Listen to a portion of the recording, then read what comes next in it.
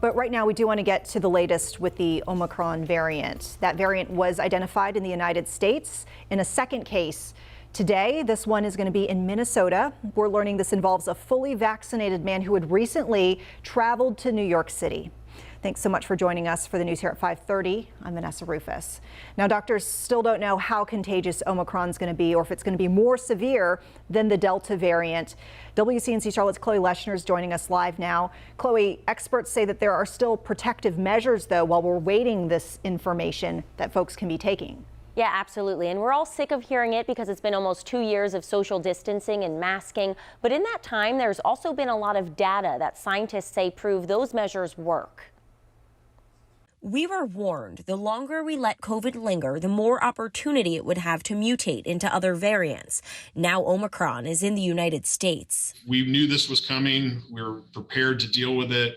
And vaccination remains our best bet in protecting ourselves against these newer variants. The priority still has to be getting the unvaccinated vaccinated, but doctors are pushing adults who are eligible to get a booster shot. It increases the level of immunity and it increases the breadth of different antibodies. And it looks like that's going to even shore up vaccines much more for Omicron compared to not being boosted. Particularly, let's get boosted before the holidays. Meanwhile, vaccine makers are working on an Omicron-specific shot, just in case the current ones aren't as effective. You don't want to wait till it's too late and you're in the ICU. So I would not wait for a new vaccine formulation to come out in 3 months from now because COVID is rising in our communities currently. As we wait to see if Omicron will be more contagious or severe, some school districts have recently moved to optional masking in the classroom. Experts say if the new variant ends up being more contagious, it will run through schools, and without masking in place, that could force some to switch to virtual learning. There is no medical reason not to wear a mask. Now, is it an inconvenience? I'm sure it's an inconvenience.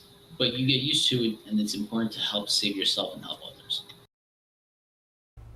And for now, doctors say fully vaccinated people should not change any of their holiday plans, but it is a good idea to get tested beforehand if you're going to be around older, more vulnerable people. Live in the studio, Chloe Leshner, WCNC Charlotte. All right, thank you, Chloe, for those updates.